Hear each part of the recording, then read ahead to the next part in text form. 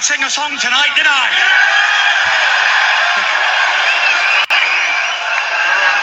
A long, long time ago, I can still remember how that music used to make me smile.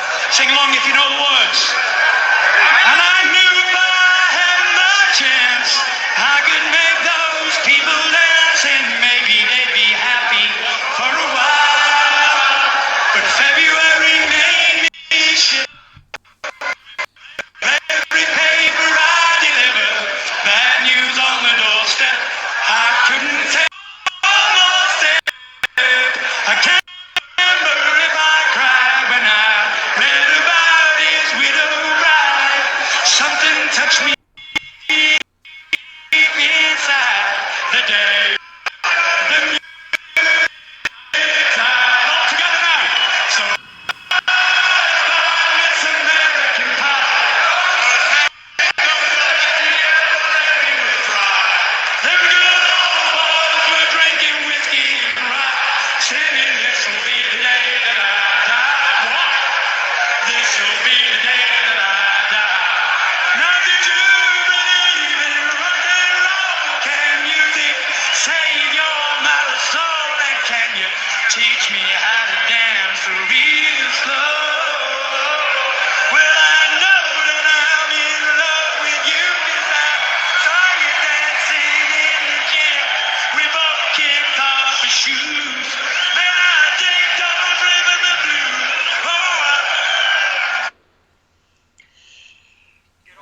Good old Tyson Fury singing a tune for the crowd, getting the crowd into it after his huge win on pay-per-view last night. What do you think of that night, Drew? Oh, man, that was a great fight, and to me, it was pretty decisive, you know. He dominated that whole time. Yeah, there was no question in this one. Everyone was, had questions after the first one. Tyson Fury should have won the decision. Should the referee have been counting him? Should the referee have counted Tyson Fury out? Did he take too long to make the count? So everyone was real indecisive about what should have happened in the last fight. But this one, man, Tyson Fury went out there and did exactly what he said he was going to do. He said, I'm not going to outbox him. I'm not just going to jab with him. I'm going to knock him out. Didn't put him out cold, but he put him away pretty decisively. There was no arguing that one. Were you kind of surprised by that? I kind of thought that Deontay would win. It was a toss-up. So I, yes and no, as far as the surprise factor. Am I surprised Tyson Fury won? No. Am I surprised that he won by stoppage? Yes. Yeah. I had Tyson Fury winning this fight by a clean decision. I had him taking, at least 10 rounds, if not all 12. But I didn't think he would be putting him away. And you'd think that, especially with me being, the combat sports enthusiast that I am, you'd think I would have learned by now to stop counting Tyson Fury out. Because, the mental health stuff happened. Well, take it back even further. He said he was going to go out and outbox Vladimir Klitschko all those years ago. And Klitschko was, Mr. Heavyweight Boxing back then. And everyone said there's no way he's going to outbox him. And then he did it. And then, the mental health struggles, and people said, well, Tyson Fury will never be back. And then he came back, and people said he'll never go out there and compete properly with Deontay Wilder. And then he did it the first time, and people were like, well, he got knocked down, he's not getting back up, and he got right back up. And throughout this fight, the build-up to the fight was, Fury came in heavy. He had to wear a T-shirt at the weigh-ins because he's overweight, and he's not in good shape. He's got an ankle injury. There's this, there's that. This is all the reasons why he's not going to do it. Goes out there and does it. He tells people he's going to knock Deontay Wilder out, and people gave the 500 reasons why he couldn't do it. Man, I didn't even know anything about that whole mental health thing and him being gone for a while, so I'm happy that we have you. I'll just say that. Yeah, so I do believe that Tyson Fury is the type of guy who, with the mental health, because mental health is such a major topic in the world today. People are more open about it, and you don't have to hide it as much as I feel like you used to have to. Because, back in the day, somebody said, 50 years ago, if you had to go to therapy, it'd be did you hear they're going to therapy? And it was used against you real gossip like, it was ashamed. You had to be ashamed if you had mental health issues. In today's day and age, people are more open and honest about it, and it's not treated in such a bad way. So to have someone at Tyson Fury's level be like, yeah, I, became the best heavyweight boxer in the world. I achieved my dream. I beat Vladimir Klitschko. And after I did that, I felt like I had nothing. I had nowhere left to go. He fell into major depression. He was over 400 Oh. pounds 3 years ago. Oh. That needs to be kept in mind. A year and a half before the first fight with Deontay Wilder, he was like 400 pounds, something like that. I could look it up right now and tell you it was something real crazy. No, that's really surprising to hear. Like, I didn't know that. Yeah, I know. I mean, it might have been like 300 something, but I know he was dealing with drug addictions as well. Um, yeah, he got real heavy. I might be over exaggerating with the 400 pounds, but I know he was well above 350. Yeah, and it was pretty sad, because this is a guy who went out there, he had everything, he got everything, and he didn't know where to go. But I think that that's kind of what's made him such a mainstream media star is being able to overcome those mental health issues, overcome addiction, and to being fully open and honest about it. For someone like that to be open and honest about having those struggles, I think is huge, especially in today's day and age. Oh, yeah. I mean, I really, for someone who suffers it themselves, I mean, I really appreciate someone of high status to come out like that. Yeah, it takes a lot when you're at that status to come out and do that. And then on top of that, the performances he's had since coming back, like last night, like you were saying, to get on the topic of the fight, it was as lopsided as a fight could get. And I remember you and I were talking during it, and what did I tell you? Like after the 6th round, I said, this is getting hard to watch. Yeah. Now, don't get me wrong.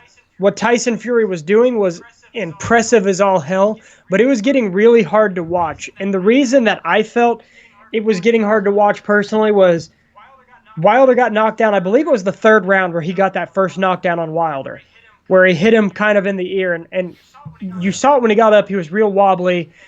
And then, like, he slipped. There was, like, a trip, so they didn't count it as a second knockdown. But you noticed that slip, trip, whatever you want to call it, happened because he was still wobbly.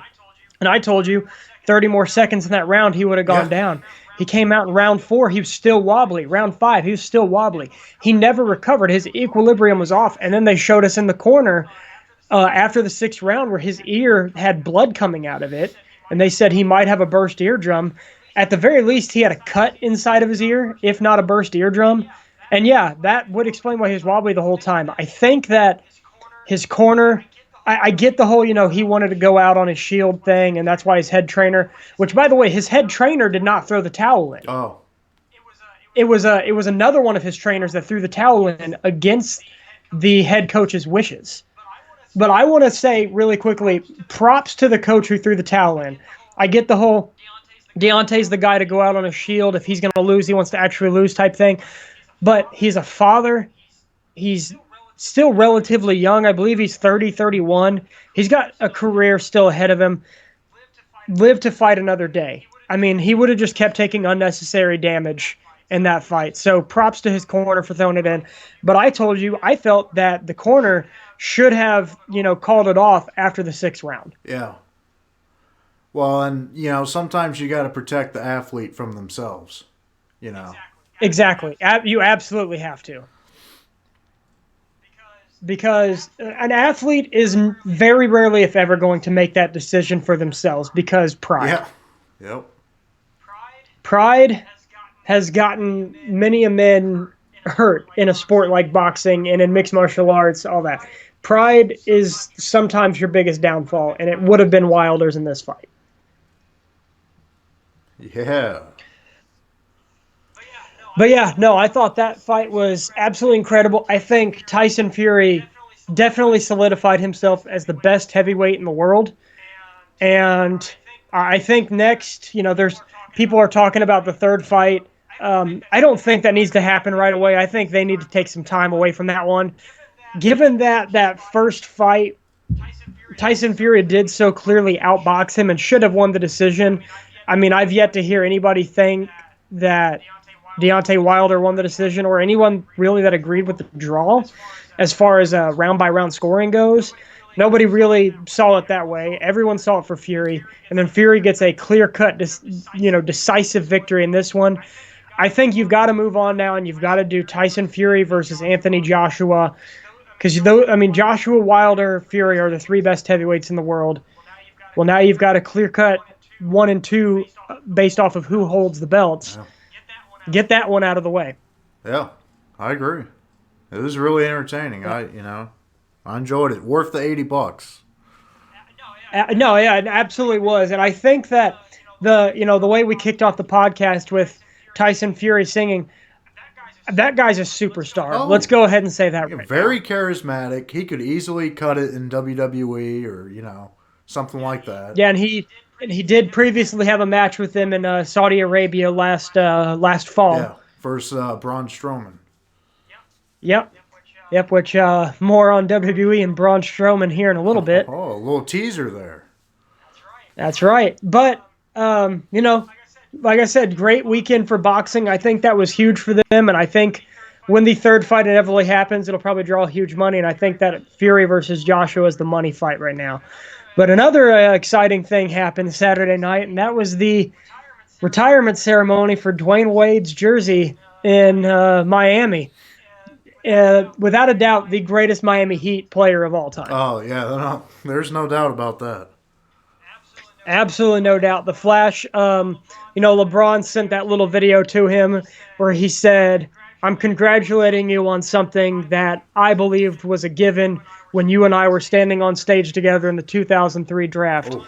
LeBron said as soon as he heard we're taking in the 2003 draft, the Miami Heat take from Marquette Dwayne Wade, he said, "I knew your number was going to be in the rafters one day." Wow. And I don't think too many people had a doubt about that, to be honest. Dwayne Wade came into the league, and it was obvious he was going to be a star. Now, I did find out something interesting today, and it goes into something I've seen online before where people say that the human brain will automatically correct the spelling of a word in your head when you read it if it's not spelled correctly. Did you know Dwayne Wade's name is not spelled correctly? Oh, it's not? It is. His name is spelled Dwyane, Oh. not Dwane. I've never noticed I've never realized that. I always thought it was the other way. So here's a fun little trivia fact for you. His name is spelled that way because it was put on his birth certificate wrong. And his parents decided it would be easier to just leave it that way. Oh, wow. I have never So noticed it is. I had never noticed that before in my life. I've always read it the correct way. Yeah. Well, So there's a fun little trivia fact for you on number 3 right there. Now, I told you last night, I think it's phenomenal that, he's number 3 because ironically enough, I have him as my number 3 shooting guard of all time. And depending on whatever order you want to put them in, it's Jordan, Kobe, and then Wade. yeah, I agree with that. Yeah, and Dwayne Wade was absolutely phenomenal. So in order to celebrate his career, I mean, we could talk about his career highlights, all the amazing things he's done. We could talk about the All-Star MVP, the Finals MVP. We could talk about how many times he's won the championship, how many times he's went to the All-Star game, how amazing his career was. But that's been done. That's been done over and over again. So I'm going to do something real fun for you, Drew. So to celebrate number 3's career, I have 3 Dwayne Wade trivia questions for you. Let me know if you're ready. Oh, God. All right, I'm ready. All right. Do you know who nicknamed Dwayne Wade the Flash in 2005? Shaq. Correct. I figured that was a little bit of an easier one. one. One of So my favorite next- songs, my favorite band. The Flash Gordon theme. Yep. All right. So next, getting a little bit more difficult and a little bit more, what's the word? I guess a little more locked in on a number. What is Dwayne Wade's career high in points? I would have no idea about that. If you were to put a guess out there, what would it be? Um,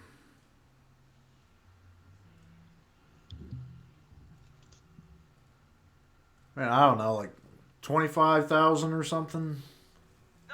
No, in a single game. Oh, Sorry, his career high in a game. huh.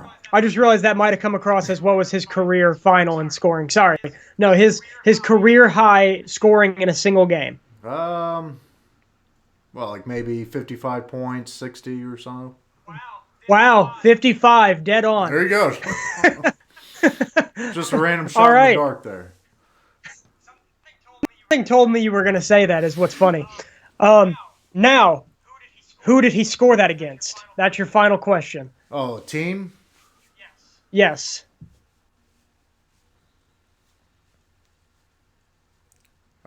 Charlotte Bobcats. That's a pretty fair guess. It was the New York Knicks in Madison Square Oh, there Garden. you go. Wow. Yep, career game in Madison Square Garden. Ironically enough, he has a career high in rebounds against them as well. Very cool. I found that out while searching that. Now, funny enough, his career low against a team. So, like his highest amount of points against a single team, 55 against the Knicks, obviously the highest he's ever scored against the team. His career high against the Miami Heat is 28. That is his lowest career high against any Oh, team. wow. But you got to keep in mind, how many times did he really have the chance to play them? Not often. And was he? I think was he on the Cavs or the Bulls? I believe that was the Bulls, because I don't think he really even had the chance to produce those kind of numbers on the Oh Cavs. no, that's a good point. You got me there. Cavs is put it this way: I've never considered myself a Miami Heat fan or a Bulls fan, and certainly not a Cavs fan. The Bulls and Cavs being in Pacers division, being that we're from Indiana, not a team I'm going to root for either side. The Miami Heat, never necessarily been a fan of them, but Dwayne Wade I've always been a fan of. Yeah. And his time with the Cavs is something we just try to forget about. Yeah. No, I already forgot. It never happened. It's better that it didn't happen. Now, my personal, I'm going to give you one. So I had the 3 trivia questions for you. So I'm going to give you my 3 favorite career moments of Dwayne Wade. In no particular order, by the way. We've got the 2006 NBA Finals against the Dallas Mavericks. A phenomenal series, and he carried that team. He put that team on his back. I believe he averaged around 39 points in the final few games after they went down 2-0. Just absolutely phenomenal final series. I remember watching every single game of that. I want to say that would have been my 5th grade. Yeah, that would have been my 5th grade year. And that was just absolutely phenomenal. After that, I've got his All-Star MVP performance, because that was just a really fun game to watch. And last but not least, of course, the return to Miami, because that little retirement tour, you could call it, with Miami was absolutely amazing to watch. And I think he had a great ending to his career going out with that team. Oh yeah, I'm glad it happened. Yeah, I am too. So moving on from Dwayne Wade, let's see what we've got next up. What do you got queued up next for me? Well, let's talk about the Lakers and DeMarcus Cousins. Ah, yes, DeMarcus Cousins and the Lakers. So, and I feel like you could lump Isaiah Thomas into this conversation. Yeah. He was not on the Lakers, but he's kind of in the same boat as DeMarcus Cousins right now. And that boat is, where do they go? DeMarcus Cousins, it's hard not to feel bad for the guy. Same with Isaiah Thomas. DeMarcus Cousins went from averaging 26 points per game and a pretty high number of rebounds. I want to say it was like 13 or 15 with the Kings. He went to the Pelicans, was having a pretty good season along Anthony Davis once they finally got their groove. And then he gets hurt. Yeah. Gets signed by the Warriors in the offseason. Finally comes back near the end of the season. Gets hurt in the playoffs. And then he's recovered. He's ready to go. And then tears his ACL shortly after signing with the Lakers. Yeah. And, they said his recovery wasn't going the way they were expected, and they just waived him. Yeah, just a very heartless league. They don't care. It is a cold-blooded league, but at the end of the day, it's a I get business. that. I know.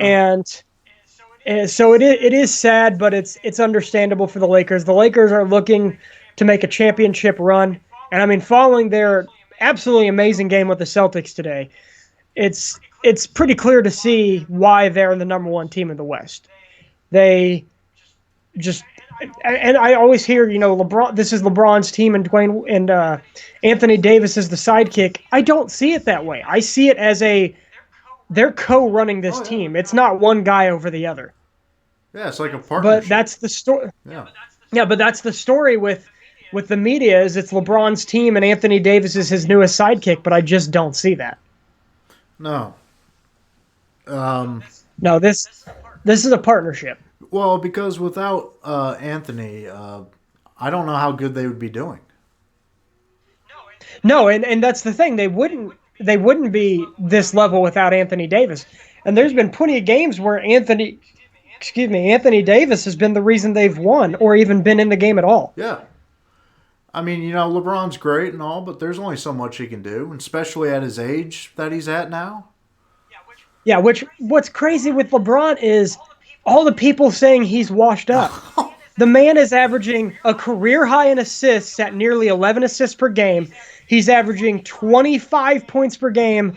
I believe he's averaging around 7 or 8 rebounds per game, and he's playing the lowest amount of minutes he's played in his career, and he's washed up. How great does a player have to be for those numbers to be you being washed up? Well, it's LeBron, so we all gotta hate him. But when it comes to other dudes like Michael Jordan, Kobe Bryant, they get all the praise. And don't get me wrong, because you know me, I'm not a huge LeBron James fan. I never have been, but I've always been able to recognize and respect his talent.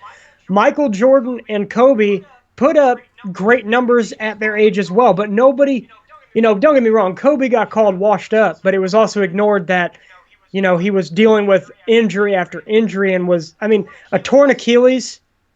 Players don't come back from that the same. No. And then to be that age that he was when it happened. Yeah.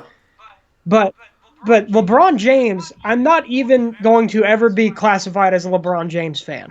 I don't hate the guy by any stretch of the imagination, but I'm not a fan. But LeBron James is absolutely the best player of this generation, bar none. There's not an argument in my mind against it. So the fact that he is averaging those numbers and is considered washed up by a lot of people says how great he is. Yeah.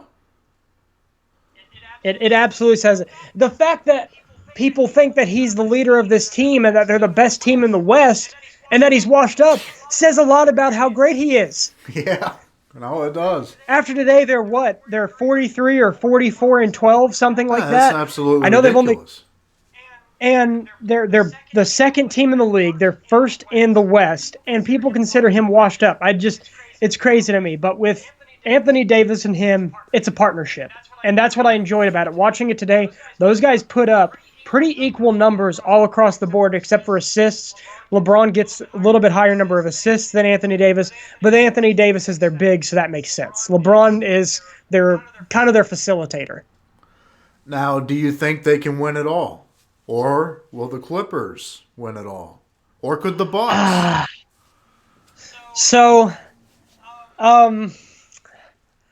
I believe that the Lakers have a very good chance of representing the Western Conference. I believe that the Clippers are a threat to them. I also believe that the Houston Rockets are a threat to them. Oh, see, nobody talks about that. Nobody talks about the Houston Rockets, but what people don't realize is small ball can work. And will it work in a 7-game series against a team like the Lakers? Maybe, maybe not. We don't know. But I do know the first game after they switched to small ball, they beat the Los Angeles Lakers. Oh, yeah, it's true. And they did just get Robert Covington from the Timberwolves, and they are working their way up there. And I believe they are fourth. They're fourth in the West, and I believe they're just behind the Clippers for third. And if the Clippers keep playing the way they have been, could easily overtake the Clippers for that third spot. The Clippers struggled against the Kings the other night, and other than a good run in the fourth quarter, now granted they were without Paul George, but this is also the Sacramento Kings they were playing. Yeah. And the Sacramento Kings' biggest rival is making the NBA playoffs, as we all know. So losing to a team like that, not a really good sign. Now, granted, they're still one of the best teams in the league. For me, the issue with the Clippers is I think they might be too inconsistent for the playoffs. Well, and to all the haters out there, am I a bandwagon fan? Yes. Yes, I am. Got to follow my man, Paul George. That's the difference with you, though. I wouldn't say you're a bandwagon. I'd say you're a fan of a player. Yeah. So I'm You just, follow that player too. collect his jerseys wherever he goes. Started with before my we get Indiana Pacers team. Now, before we forget our topic and don't get to it, DeMarcus Cousins and Isaiah Thomas, where do they go now? Oh, yeah, we didn't even talk you've heard. about Well, the Lakers game just happened today, so that did kind of disrupt our thoughts. So DeMarcus Cousins, I believe, when healthy, has a lot of options. But the way the Lakers were talking is he's not even going to be ready come playoff time. So if you're a team, do you even bother picking him up this season if he's not going to be ready for the playoffs? Or if you are a contending team, do you go ahead and pick him up to add some depth in case he comes back? I think it just depends on whatever team's situation at the time, I guess. For me, personally, if you are talking about a team that's contending, that should pick him up, even if just for the rest of the season, on the off chance he's ready for the playoffs, Milwaukee Bucks need to grab him. Oh. I believe the Milwaukee Bucks add him to their roster and potentially have him coming off the bench in playoffs time. It's a game changer. But if the Lakers who are making a championship run let him go, you have to question whether or not he's realistically going to be back. But with him getting injured so often and how far he's fallen down since those injuries, where realistically does he go from here? I really don't know. He just has to hope that somebody will give him a chance, because it's not looking good. And if they do give him a chance, will he ever be that player again? I don't know if he can be. I don't know either. And then on the same front, on a different level, is where does Isaiah Thomas go from here? His is almost an even worse situation, if you ask me, because when he was with the Celtics, he averaged 29 points per game his final year with them. He scored, 59 points in that playoff game the day after his sister died. Oh, yeah. And then they shipped him off to Cleveland, which, considering they didn't even keep Kyrie Irving, such a disrespectful move on their part to me. I mean, that man gave his heart and soul for that team. I understand why they did it. But, man, he gave his heart and his soul the day after his sister's death for that team, and they just shipped him off. And now he's said since then that he would love to go back.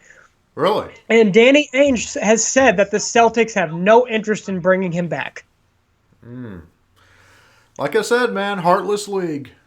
And the thing is, with his size, he's also the worst defensive point guard in the league. I'm not sure if you knew that or not. I'm sure you probably did. Yeah. He's the worst defensive point guard in the league. I think since his hip issue, it's been difficult for him to get back to what he used to be. Do you think IT is done?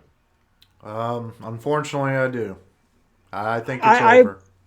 I believe it is too. I do not see him coming back from this. Now, don't get me wrong. I would love to be proven wrong. I want to be proven wrong about Isaiah Thomas. I just don't see it. There's been a lot of rumors that if he's not picked up by the end of the season, he's planning on retiring. Oh. And I mean, you've got to think, since the Boston Celtics, he has been on the Cavs. Cavs traded him to the Lakers. He had a really good season with the end of the season with the Lakers. That's the thing. He ended that season really good with the Lakers. Yeah, I thought so. They didn't keep him. They got rid of him. He went to Denver. Denver didn't keep him. He went to Washington. Washington traded him, and then the Clippers waived him. They had no interest in keeping him, not even for the extra depth. Yeah, that's just really sad. Yeah, it is extremely sad because when you look at those playoffs in 2017, he was absolutely phenomenal that season, and to see him not even be able to come back from that is extremely sad. Oh. But to answer your question about the Lakers from earlier, yes, I absolutely do believe they have a chance. Realistically, yeah, the Clippers have a chance. But I've got to be honest, the way they're playing right now, it's the Lakers or the Rockets. No, I think you're probably right. What scares me so much about the Rockets is teams have to double team Westbrook and Harden. Yeah, it's true.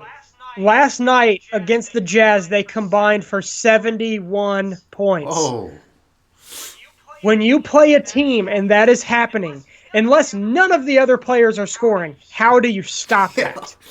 you can't. Because those two are going to do it. Have you heard what Charles Barkley said about how teams should beat the Rockets? Oh, because they're small ball or whatever, and No, what he said about Westbrook and Harden. what'd he say? He said teams need to stop double teaming them. Let them score their 35 apiece. That's only 70. The problem is these guys are scoring 35 apiece when they're double teamed. Yeah, You play them one-on-one, what are they going to do? And that's something we need to talk about. The season that James Harden is having, and he gets so much flack. I actually know someone who is I hate to say this, he's a very bandwagon Warriors fan. But I've also noticed that every single one of his statuses, if James Harden is playing, he is trash-talking James Harden at least 3 statuses per game. He makes comments about how James Harden is this and that, can't shoot, all that, right? James Harden for his career, let's see this. I'm going to pull this up for you really quickly, and I'm going to do a comparison. James Harden is shooting 43.9% this season. He's 44.3% for his career. He's averaging 35.2 points per game, and no one is talking about that. He's off of, last season he averaged nearly 37 points per game. No, they just take it for granted after a while. That's the thing. That shows how good offensively the man is. He is scoring 35 points per game, and we just expect it. Yeah. You just expect it, and you don't think anything of it. So let me pull up Stephen Curry's stats. There's a reason I'm bringing this up. Stephen Curry, for his career, is a 47% shooter. Oh, wow. James Harden is a 44% shooter. Yeah. And like I said, I've got Warriors fans will tell you how overrated James Harden is and that he can't shoot. It's a 3% difference between the two of them. That's nothing. No, it's nothing. James Harden is a phenomenal player. But my point is, those two are dropping 35 each on you, and the rest of their players are still contributing. I mean, what do you do? You've got to be a team like the Lakers that has some size to stop that. Oh, yeah. I mean, that's probably the only way, really. Oh, it absolutely is. But yeah, I would say DeMarcus Cousins has a chance to come back in this league. I think Isaiah Thomas is done. Yeah, I agree. I would sum it up by saying that. And yeah, I don't know, man. I don't know if I see the Clippers being consistent enough for the playoffs. I really don't. Yeah, you're probably right. And you know better than anyone, I had them winning the entire thing before the season started. Yeah. I think everybody did. So, yeah.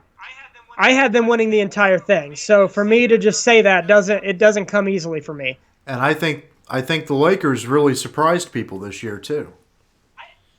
They surprised me. I thought they were going to be good/great. Did I think they were going to be this great? No. I did not. No. But it's more than just having 2 stars for them. It's their chemistry. Yeah. And DeMarcus Cousins, it's kind of sad that he got released because he said, he's never played on a team like this. If one of them says they're going out to the movies, all 15 of them are going out to that movie, and it's never forced. Wow. They just have that chemistry. They're brothers there. Did you see the video on Facebook of them all going into a restaurant together? Yep. Yeah. LeBron yelling, Taco Tuesday! Oh, it was great. But yeah. It was absolutely phenomenal. Speaking of Some other basketball players, though. A young up-and-comer who I want to talk about, who is making waves, is Trae Young. Trae Young, and this is the perfect picture, by the way, because I want to talk about his performance against the Miami Heat. Oh, there you go.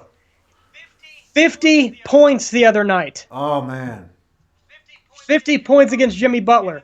And in their last game that they played, Trae Young yelled, "Game over," with a minute to go when they were up by 6.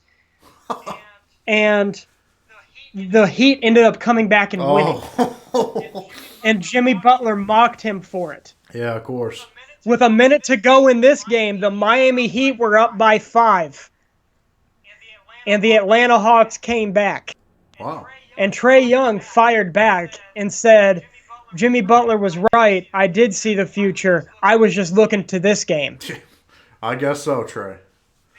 Because Jimmy Butler said when he yelled "game over," he saw the future. He just saw it wrong. But Trae Young, man, and then he's... Now, I will say this. I watched the highlights from the Mavericks game, and I know this has been the big thing against him, but he scored 25 with 10 assists and 6 rebounds against the Mavericks. And against the Heat, he had 50 points, 2 rebounds, 8 assists. And in the All-Star game, he only played 16 minutes, and he had 10 and 10. Yeah. Kid's absolutely phenomenal on a pretty bad team. But I did notice in the Mavericks game, and I know this has been the thing against him, but I've not watched much of him outside of highlights, but I watched the full game highlights for this, so I was seeing also the other side of things. Trae Young's defense, I won't even say it's bad. It's non-existent. Oh, Trae Young? Yes, every drive I saw where the team was driving it, the opposing point guard or whoever he was guarding was driving in on him, he just kind of stepped to the side. Oh, man. There's no urgency on defense with him. He's definitely an offense-only player, but he's phenomenal at it. So it's one of those where you kind of forgive it. Yeah. I think he is still the kind of player, despite his defensive flaws, because we see that a lot in today's day and age.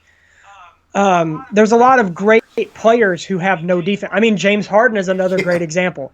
Carmelo. And Melo definitely, but Harden, I should say, has gotten better on defense, and he's still really not a good defender. Yeah, no, it's true.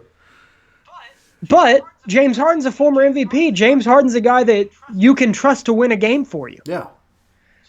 So Trae Young is kind of turning into that kind of a player where he can score really big on offense, maybe can't come up on defense, but can win the game for you. He said around All-Star weekend, Scottie Pippen asked him, "A player of your caliber, how long can you put up with losing?" Yeah. And Trae Young said, "Not long." Yeah. I don't blame him. But here's something that I think is interesting. Mid-season, you are clearly a lottery team. Very clearly a lottery team. And you make a trade for Clint Capella. You make a trade to improve your team in the middle of the season to try and make a better team for Trae Young.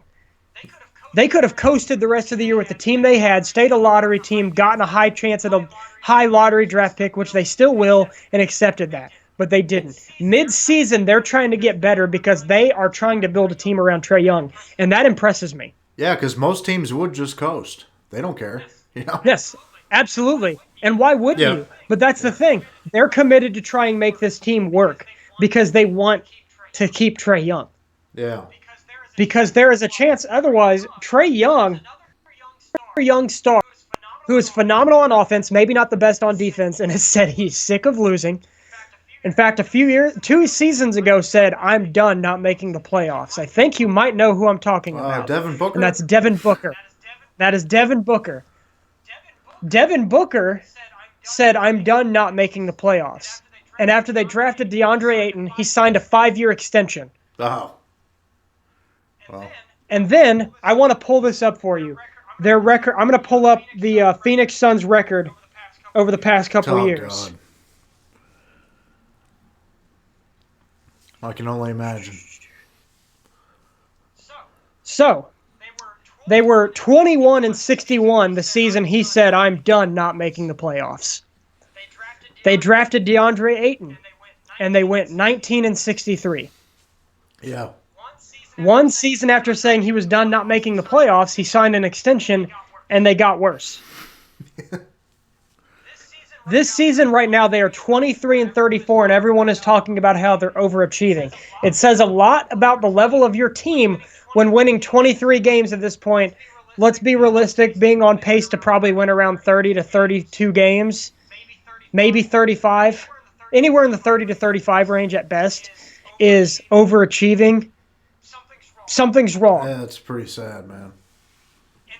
And realistically, is Devin Booker going to ask for a trade? Or are the Suns going to be willing to trade him? No. So that's why I bring him up, because Trae Young, if the Hawks don't improve, could be that same person. A phenomenal guy on a horrible team. Now, the difference is the Hawks, I think, are making better moves to try and improve their team. Now, do the Suns have a better record than they did last year? Absolutely. But don't forget, they traded T.J. Warren for cash considerations. Yeah. And you see how he's doing now. And T.J. Warren is the Pacers are T.J. Warren's team. He might not have made the All-Star game, but I think we can all admit that. Oh, yeah. While Oladipo is still recovering, and this is T.J. Warren's team. I don't see the Suns making those kind of improvements. Do you think that the Hawks making these midseason trades and still having a lottery pick, do you think they're making the right moves to keep a guy like Trae Young around? I mean, they're trying, but I don't know if it's good enough. And it's hard to say in today's day, especially in today's league, will it be good enough? But you also have to look at how young that team is. If you're Trae Young, do you give that a few years to develop? Or do you chase that win right now? For example, the Pelicans, they've got a losing record right now. But look at the way that team's playing. Where are they going to be in 5 years if those guys stay together? See, I would probably give it maybe 3 years or so and then see from there.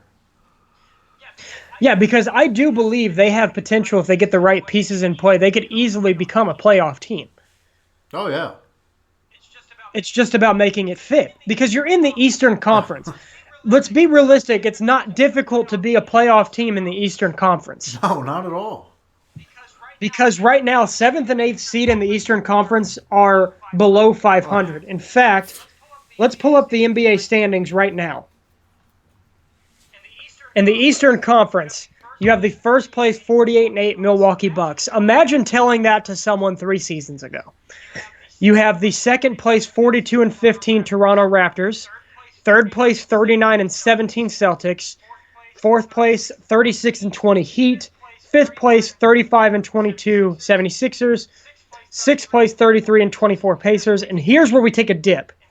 In seventh place, the 26-29 Nets, and in eighth place, the 24-32 Magic. See, you can't have that, you know. You take those teams out west, and they are in ninth place. The Nets would be in ninth place out west, and the Magic 12th. Wow, the Magic would be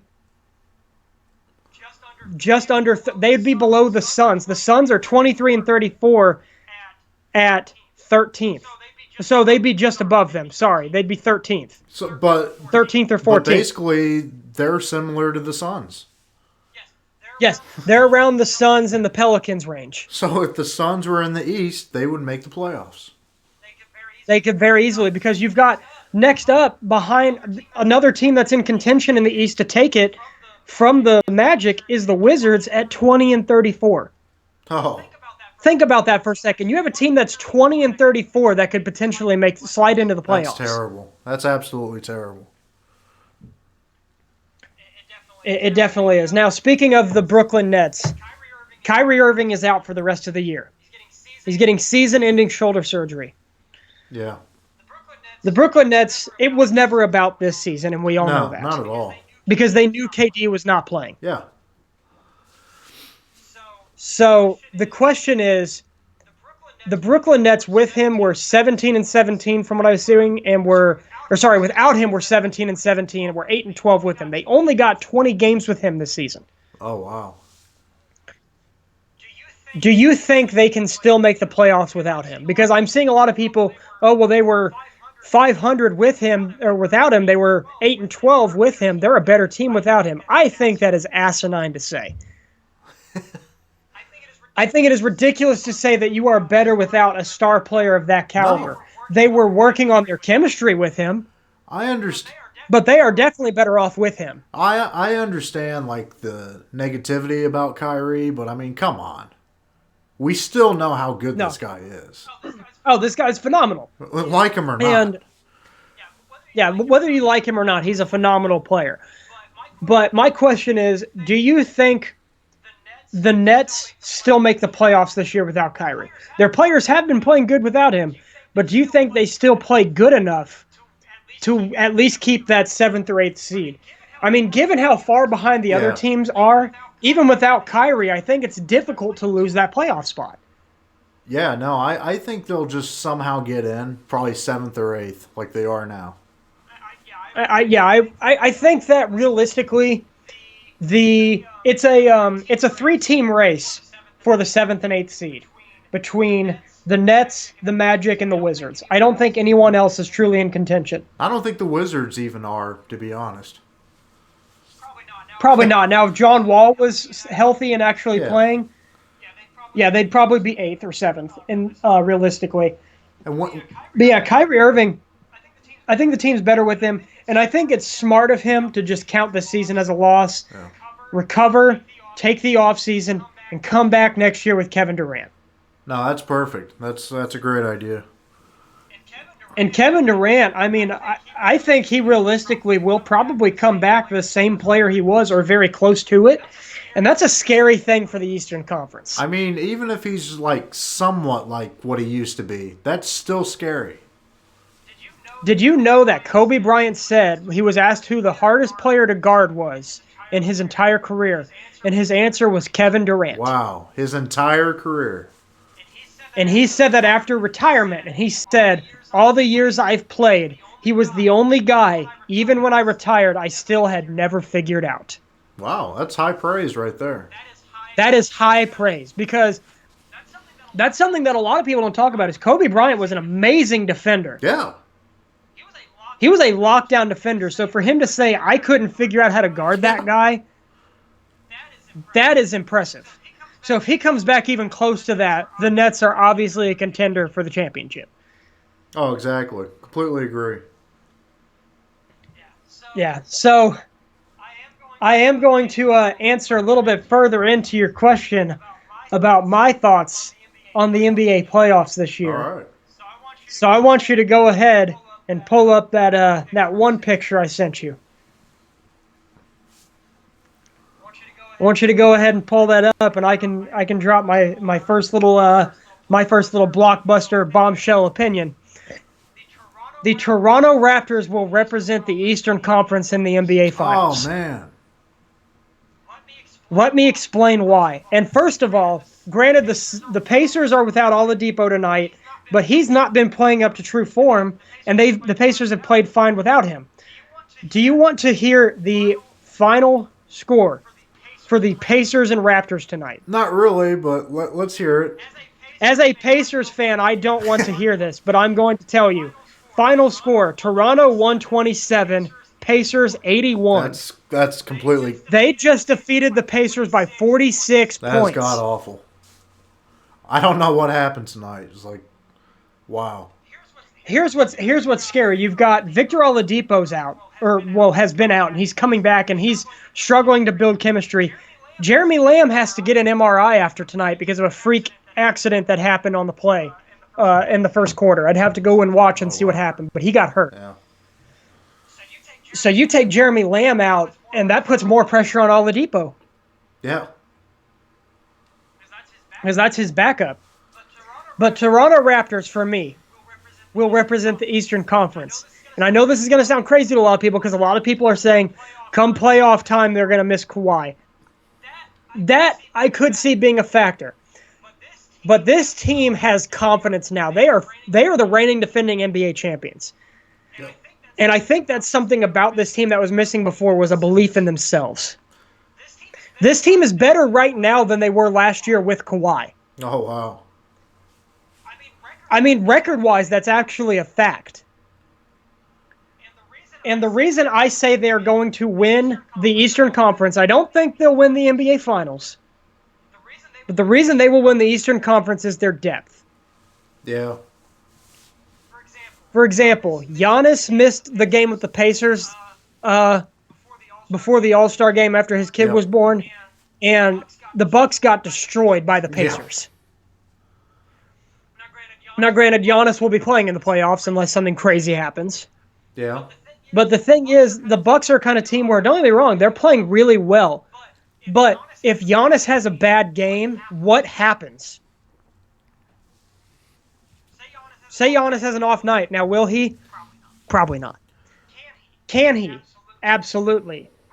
I think it will be the Milwaukee Bucks versus the Toronto Raptors in the Eastern Conference Oh, yeah. Finals. And I believe that the Toronto Raptors will take that one. No, I think you're right because basically with the Bucks, I think Giannis is pretty much carrying the team. Maybe I'm wrong, but I mean Chris Dunn. Well, the way is a you've good got to look at player it is.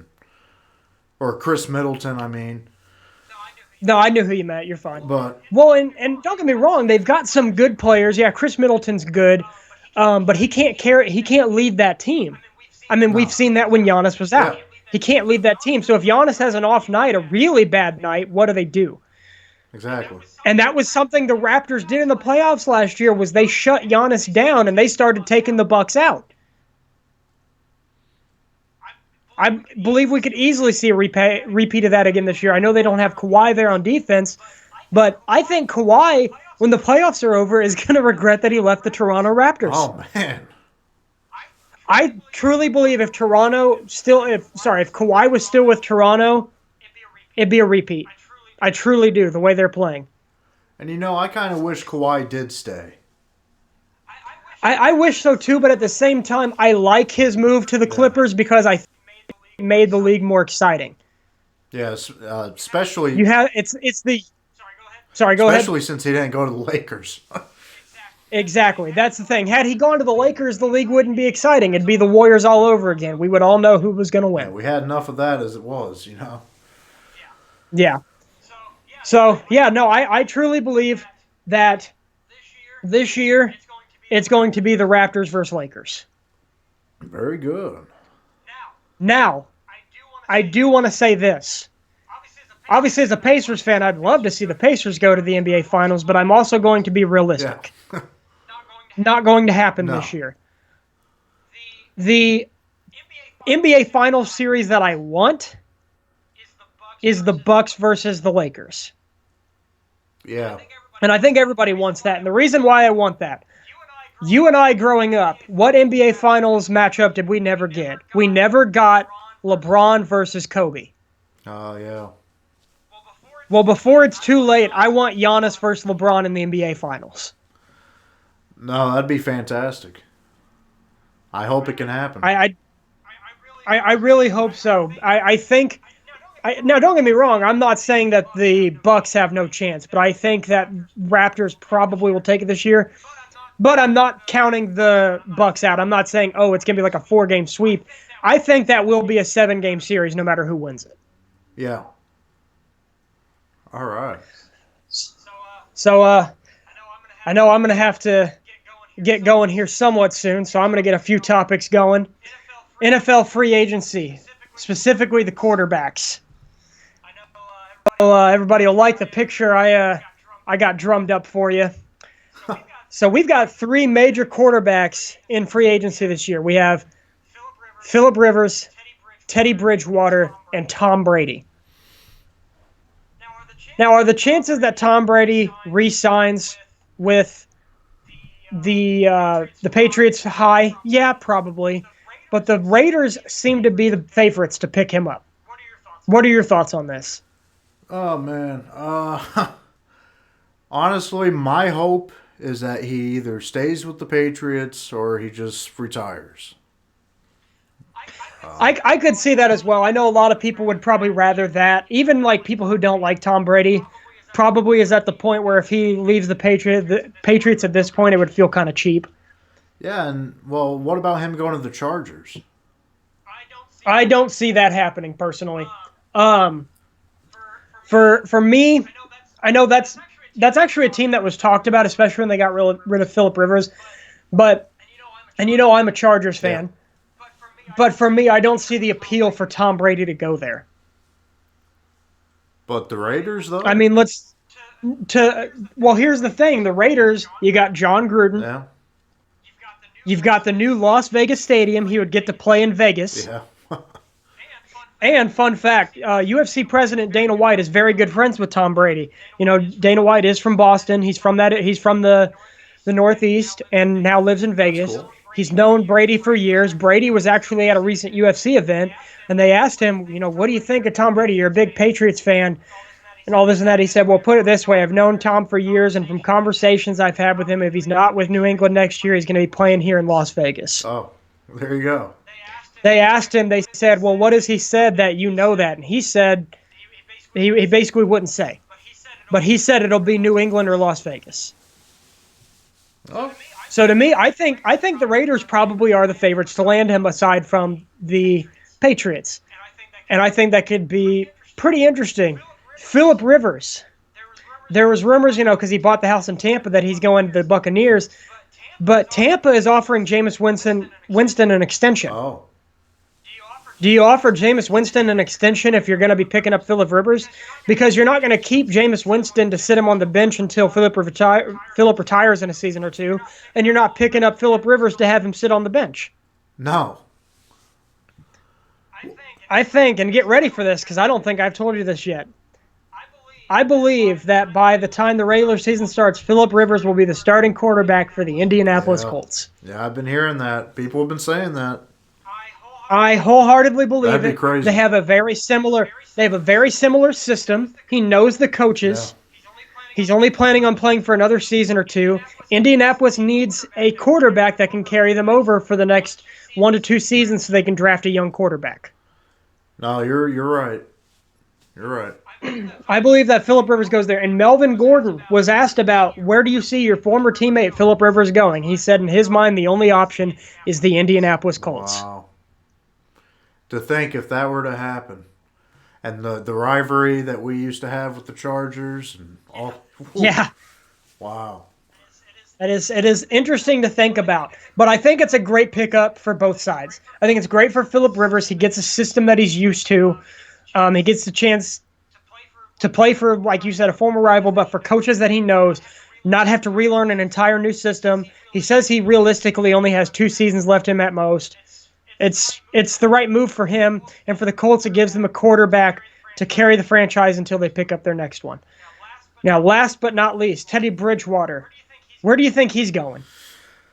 One of the Florida teams, maybe? I'm not sure. You think so?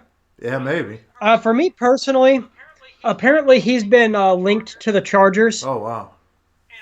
and I think realistically that's a good fit for him. And they need a new quarterback, and he needs to start somewhere. That's the thing. Yeah, can't just, yeah. Now, and Teddy Bridgewater could go anywhere. I think that's the thing that's most interesting about him, is he could go anywhere. What if he goes to the Patriots if Tom Brady leaves? See, that's another interesting scenario to consider, is could he go there if Tom Brady does leave? Or if Tom Brady sticks with the Patriots, maybe do they try and get rid of Derek Carr and the Raiders go after Teddy Bridgewater? Oh, man. There's also been reports that the Colts are interested in a trade for Derek Carr if the Raiders go for Tom Brady. Oh, wow. That might be cool. So see, that's what I'm saying. This is a very interesting scenario, and I think it could play out so many different ways. But I think the quarterback market and who's going to get picked up by who is at a standstill until Tom Brady goes somewhere. He'll be the first domino to fall. Yeah, I don't see teams going after other quarterbacks until they know where he's landed. Yep. And then now, moving on from football, I'm going to ask you. There it is. I'll point to the webcam since I don't have the sign actually in front of me. WrestleMania season. What's your hype level at right now? Oh man. I know you're currently more into watching WWE than I am. I mostly keep up with what's going on. Yeah. I mean, I'm like decently excited. Like Edge and Randy Orton when that match happens, that would be really cool. My man Drew McIntyre, I look forward to that. Yes, I believe that should be the main event. Yeah, I agree. But I mean, besides that, well, Shayna, the women matches. But I mean, other than that, I don't know. But So to me, some interesting developments. There was the reports of Undertaker versus AJ Styles. yeah. What are your thoughts? Well, to me, I think he should have been done with the Roman Reigns match a couple years ago. Absolutely. I was there in Orlando. I thought it was a beautiful send off. He took all his stuff off and put it in the ring, and then he just comes back later on.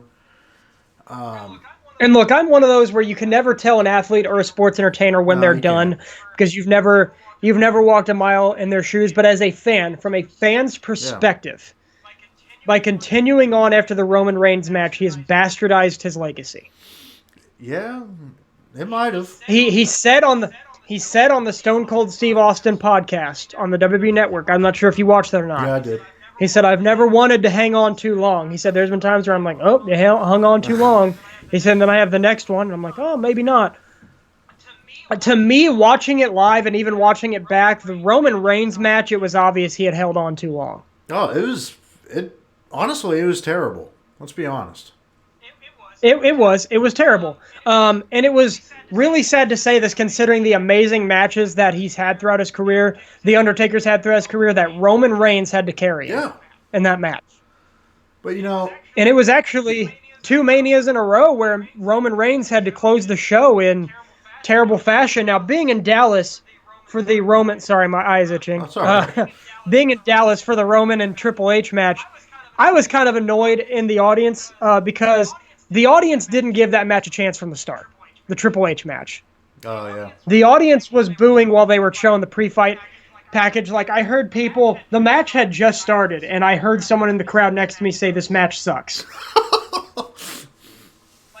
We were a solid 2 minutes in. Nothing could have happened yet for the match to suck.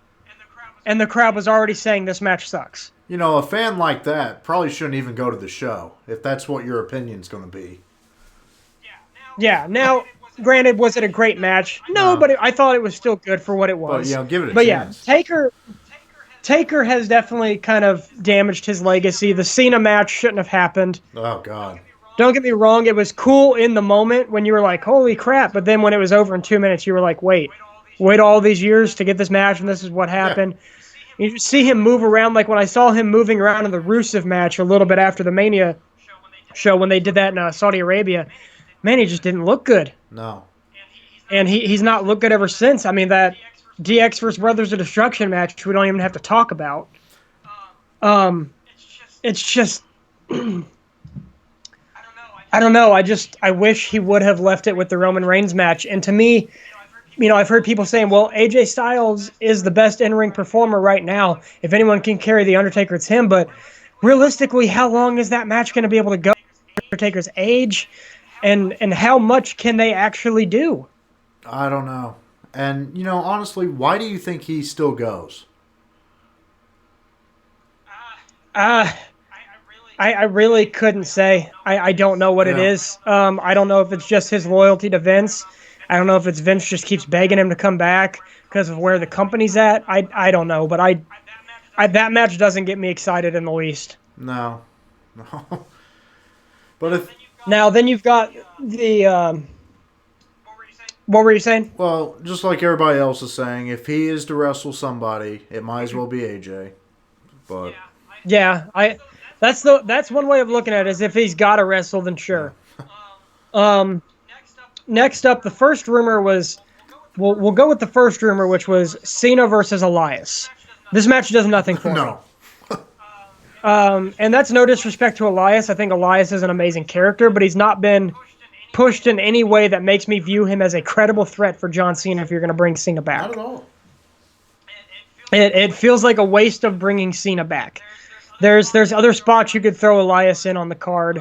But he's never been perceived as a threat in the ring at that level. So that match just does nothing for me.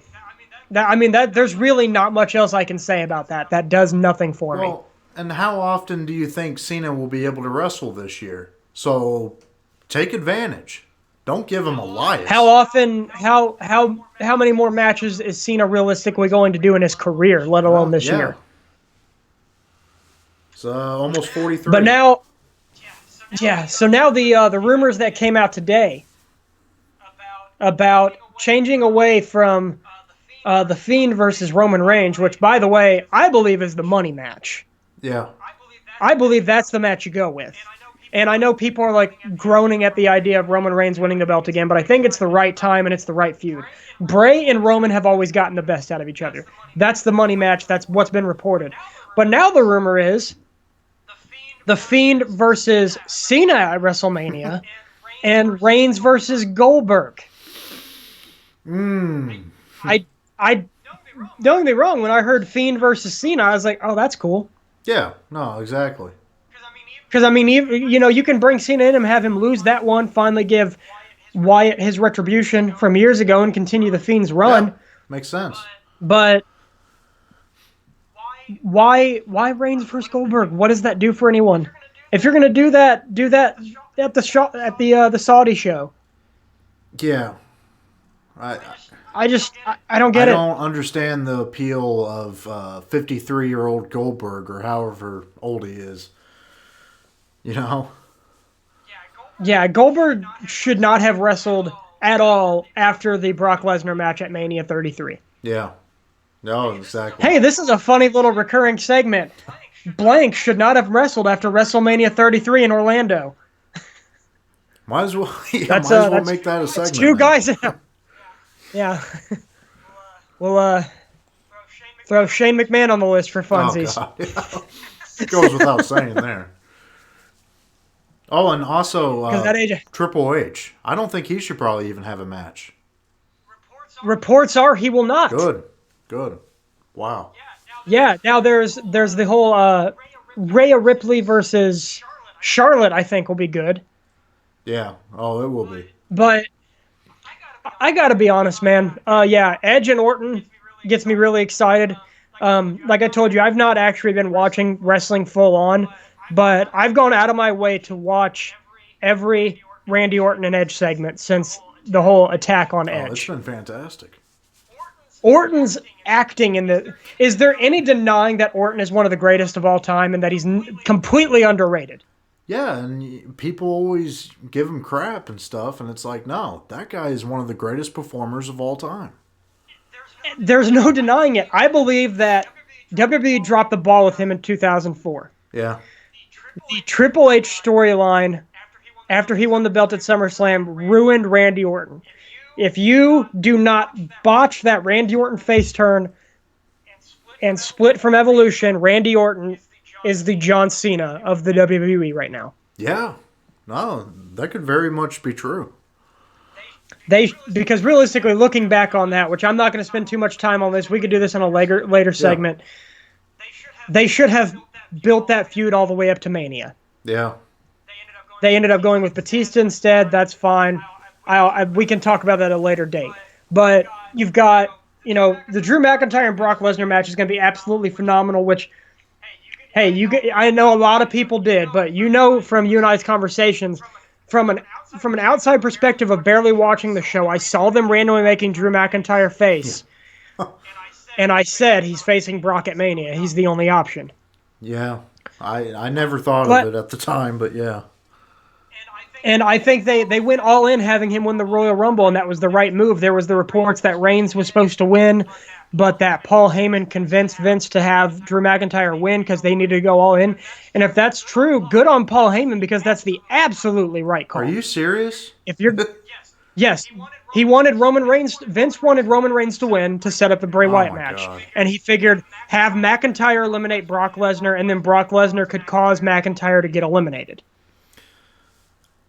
Oh, okay. I can see that, but Paul Heyman went about it in such the right way in that if you're going to do this, you have to go all in on Drew McIntyre. Because it gets him even more over by winning the Rumble. Exactly. Because not only does he stop, Brock had eliminated, 13, 14 people at that Yeah, point? it was like 13 or so. Including Keith Lee and Braun Strowman at the same time. Oh. I mean, he was being booked like a monster. And then Drew McIntyre, I mean, there was the low blow by Ricochet. Yeah.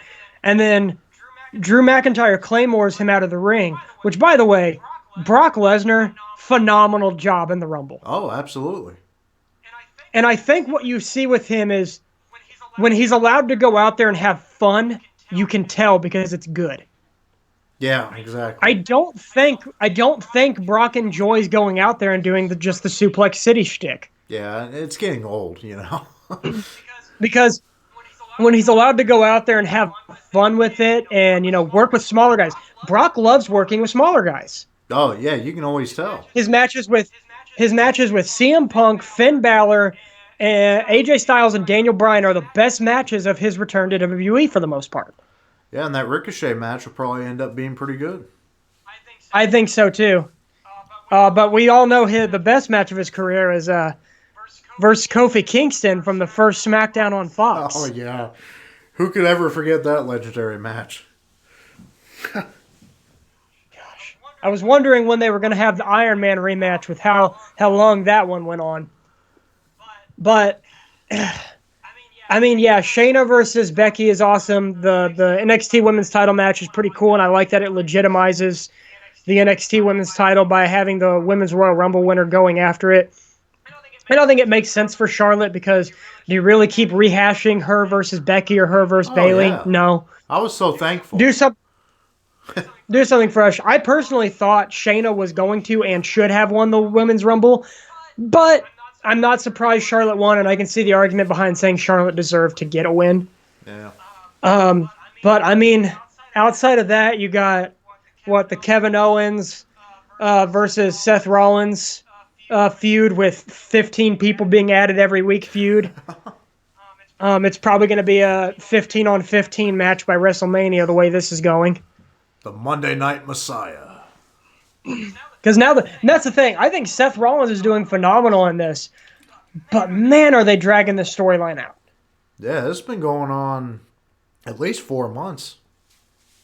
Well, even worse than that is Roman Reigns versus Baron Corbin. Oh, don't even get me started with that. That's a whole You have nother the TLC podcast. match. You have a TLC match, which is used to, end a feud. They used it as a filler match for the feud. Oh. Then you had the loser eats dog food match, which ended the feud, and then it picked back up the next week. But no, I mean, other than that, WrestleMania, I mean, you've got the Otis versus Dolph Ziggler storyline. They'll probably have a match on the pre-show. Yeah. Or there'll be a focal point of the Battle Royal. Pretty much. Oh, well. I don't know, man. I mean, aside from the top matches right now, this isn't doing anything for me this season. No, yeah, it's like I said, there's maybe 2-3 matches that are probably have potential, but the rest, Yeah. I don't know. And until we see what happens with the SmackDown side of the card, we don't really know. Because if you look, the Raw side of the card is shaping up really strong. Yeah. But my chair just got lowered. That was fun. Oh well, I'll do this from here. Just the webcam a little bit. Yeah, that's fine. But yeah, no, just the Raw side of the card's looking good, but the SmackDown card hasn't even really been sorted out yet, and it's not sounding like it's going to be too strong. No, and they're being indecisive about it. Yeah, and that itself is an issue. That's not good. Yeah, we'll have to definitely revisit the WrestleMania hype once we get closer. But man, right now, Edge, Orton, McIntyre, Lesnar, and Shayna versus Becky are the only ones I'm truly excited for. Well, and then Charlotte versus Rhea, I'm kind of excited for. But man, if Charlotte wins, I don't know how I'm going to feel about that. Oh God, I really hope not. I mean, she's great and all, but she's already won too many championships. Oh. She's already a 10 or 11 time champion, and that's since 2016. I think so, yeah. And keep in mind, they're trying to get her to match her dad's record of 16. I get that. That's fine. He did that over what, 30 years? Yeah, pretty much. She's done it. She's done it over 4. Yeah, good job. She's had plenty of title reigns, kind of like Cena. She's had plenty of title reigns that were a day long. Yeah. She did a lot of swapping back and forth with Sasha there in 2016 that my God. really pumped her record up. Yeah, it was like Randy Orton, John Cena, 2009. Yep, that's exactly what that was because it happened around the same time of year. Yeah, it did. It happened from September, from August to November. We got Monday Night Football to compete with. Let's let's do this. Swap the belts around. Which I have not watched any, but I'll definitely have to watch some, and so will you, so we can do a podcast about the XFL. Oh yeah, I saw a little bit of the first week. It seemed pretty good. It looks like it's got potential. I see former Colts player P.J. Walker, Andrew Luck got him a job because his dad is the commissioner of the XFL, Oliver Luck, and P.J. Walker is easily the best quarterback right now, so that's kind of interesting. Oh, wow, yeah, there you go. Yeah, but no, WrestleMania season, like I said, we're getting closer and closer, so we'll see what happens. But man, my excitement this year, I'm going to throw it back to 2012 Bret Hart. 4 out of 10. Ah. Yeah. Probably right. Well, I think that'll probably do it for tonight. I'm going to go ahead and hop off of here, Drew. It was a pleasure getting to do this. We'll definitely have to do some more. Coming up next, we'll do an entire podcast about the Pacers' struggles and how difficult this is as a Pacers fan. It'll be 3 hours long. No, we'll make it 46 minutes in honor of tonight's loss. All right. All right, man. Well, thank you all for tuning in, and Drew, I'll see you next time. All right. See you.